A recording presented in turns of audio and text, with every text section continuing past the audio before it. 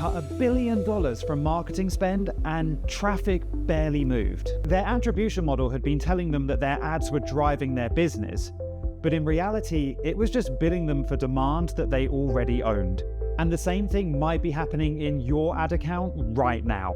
Not because you're doing anything wrong, but because nobody told you what attribution actually measures. I've managed digital marketing and e-commerce strategies generating millions of dollars across various industries, from kitchen products through to life sciences. In every single one of those businesses, attribution was being read as fact. Here's a number from Nielsen's 2024 annual marketing report that's probably going to shock you. 84% of marketers say they are very or extremely confident in their ROI measurement. 38% measure their ROI holistically, looking at both digital and traditional marketing tactics. So that's 84% that are confident and only 34% that are measuring the whole picture. And that's a problem because most marketers are confident reading a number in a dashboard that they haven't fully examined. And it's not their fault because they see these numbers in the dashboards. They'll see 3.4 ROAS in Google Ads. Meta's going to show them 12,400 conversions. And then GA4 is going to show them 500 transactions completed. Precise numbers feel like accurate numbers, and they're not the same thing. So let me explain to you what an attribution model actually does. When someone buys something from you online or they fill out that lead gen form, they've probably interacted with your brand at multiple touch points before that event. They'll have clicked on Google Ads, seen a social media post, maybe read a blog post, then come back and found you organically through a branded search to convert and place that order or fill out that lead gen form. This is a journey with multiple touch points, and your attribution model is going to decide how credit is assigned amongst those different marketing tactics and touch points. So you can have the same customer journey, but depending on the attribution model your business is using or your analytic platform is using, you could see credit assigned differently to the different tactics you're using. You've got last click or last touch attribution, which assigns 100% of the credit for the sale to the touch point that that customer had last. So you might find that customers are getting multiple touch points, coming to events, clicking on different ads, but if their final touch point was a branded organic Google search before they made that purchase, 100% of the credit is going to get assigned to that branded search. And all of a sudden, branded search looks like the thing you have to double down on. You've also got data-driven attribution, which is now the default model for GA4 and Google Ads. Effectively, it uses machine learning to try and establish what weighting criteria it should assign to each touch point based on your business. It sounds sophisticated, but the reality is you don't know what that algorithm is, so it can't be audited. You can't stand up in front of your senior leaders and drive strategy based purely on that attribution model because you don't know the details behind it. So remember, attribution doesn't measure whether your marketing caused a conversion. It measures the different touch points leading up to that conversion and then applies a specific rule to assign credit. Whether your marketing is working and how your attribution works are two different questions. Your dashboard answers the second question, and you've probably been reading it as if it's answering the first question. Now, there's one scenario that makes this concrete, and almost every marketer has lived it, whether they've named it or not. Customers are searching for your product using your brand name, they click on a Google ad, and they convert. You've had a low cost per click, therefore a really high return on ad spend. It looks like your best performing channel. What the attribution model cannot tell you is whether that person found you through any other sources before that. So if your ad wasn't there, would it have really made a difference? Because they were already searching for you by name, they had the intent to purchase. The ad didn't create the demand, it just intercepted the intent and then billed you for sales you would have had anyway. Basically, what you've been doing there is paying for demand that you already own, but your attribution model is telling you that this is the most effective marketing spend that you have. So let's dive back to Airbnb. In 2019, they spent $1.6 billion on marketing.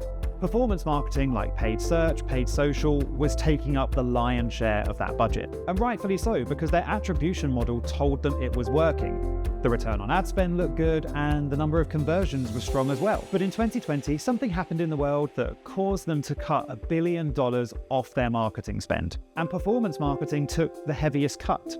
But by making this cut, Airbnb stumbled across something that is pure gold for their marketing strategy going forward. In reality, around 90% of their traffic was already coming direct or through unpaid channels. The attribution model had been billing them for demand that they already owned. People were searching for Airbnb because they wanted to stay somewhere, not because they saw an ad online. The ads were intercepting that intent, not creating it.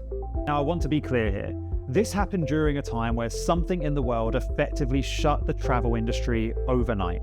So we're talking extreme circumstances. But the reality is that 90% of their traffic being direct or organic wasn't something that was created by that external situation. It was always there, and this just revealed it. The attribution model never told them that because it cannot tell you that. It can only tell you who clicked what and what they did next.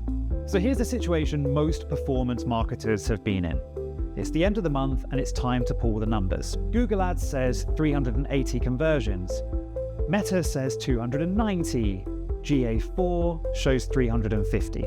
But then when you look into your CRM, you see 200 new customers. Same customer, 4 different numbers, none of them wrong, but all of them incomplete. You spend the afternoon trying to reconcile them, but you can't. And here's why. Each platform uses its own attribution model in isolation. The same customer is going to be counted by Google Ads, Meta, and GA4, but each through a slightly different lens, and that's why those numbers are going to look different. Really, the only source of truth is your CRM system or your order book. One customer, one purchase that you know has happened. The right response isn't to obsess over finding the correct number across all of those platforms. The right response is to understand that all 4 things are measuring different things, and your one source of truth is your CRM system or your order book. And this is before you establish how much of that underlying data is incomplete anyway. Apple gave iOS users the opportunity to opt out of cross-app tracking. And on top of that, in most countries, when people come to your website, if they reject cookies, you can't even track them. And sometimes tracking platforms like GA4 will try and fill those gaps with machine learning. So as you dive deeper and deeper into that data, you start to realize that it's more directional rather than absolute truth. Really, even the data your attribution model runs on is incomplete, and your dashboards don't tell you that. And marketers often don't even tell their senior leaders that.